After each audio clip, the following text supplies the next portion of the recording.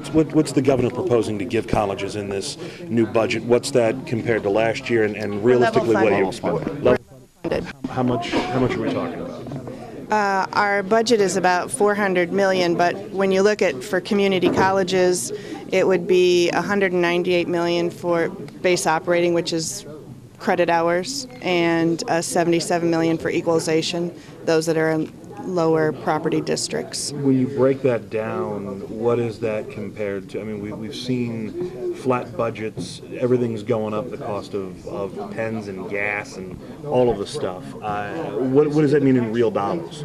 In real dollars, for every student that comes through the door, a community college is losing somewhere between $10 and $15, because the way we can tell you exactly how much it costs for each class, subtract out tax dollars and tuition revenue, and what's left over the state would pay, but because we're not, we're actually taking a loss.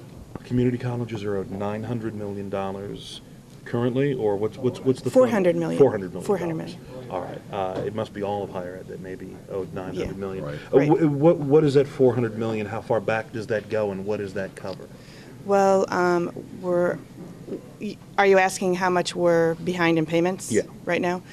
We are behind in payments somewhere around $100 million, and basically they are living off of revenue, like tuition revenue came in at the beginning of the year, so they're living off tuition revenue and local revenue, and some are barely making it.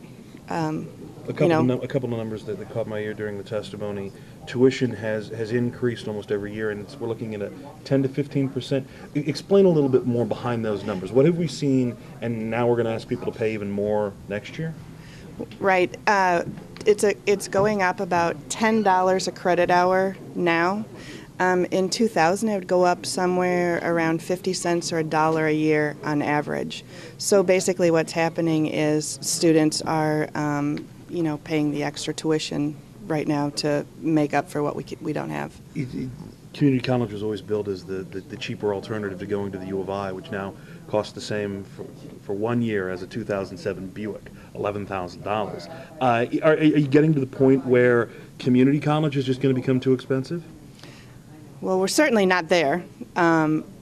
Competition with the U of I, but yes, I mean, that's why our enrollments are increasing, as students are turning to the community colleges, and that's very typical in a bad economy. We have either workers who are unemployed coming back, or we have people who can't afford, and so they'll start out and get their associate's degree and transfer on. 64% of students in higher ed go to public higher ed go to 14% of the money. Funding goes to community college. Explain that. How does that? What kind of numbers are we looking at when we say, if you were to look at all of the kids in college, in air quotes, how many would be in community college? How many would be at a four-year institution? Without having to have you dig through your notes, if you don't know off the top of your head. I don't know off the top of my head. Are you looking to be held flat? Are you looking for an increase?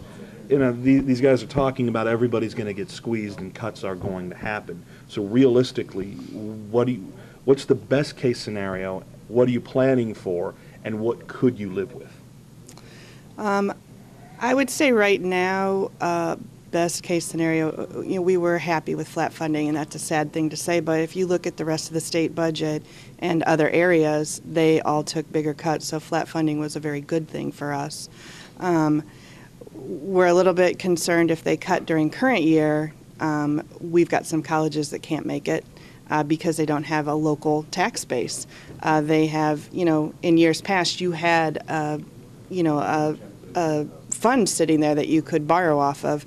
They don't. Last year, we actually had to pass a bill that allowed them to go out and get borrow against state proposed state cash flow was so bad. Revenue just for cash flow.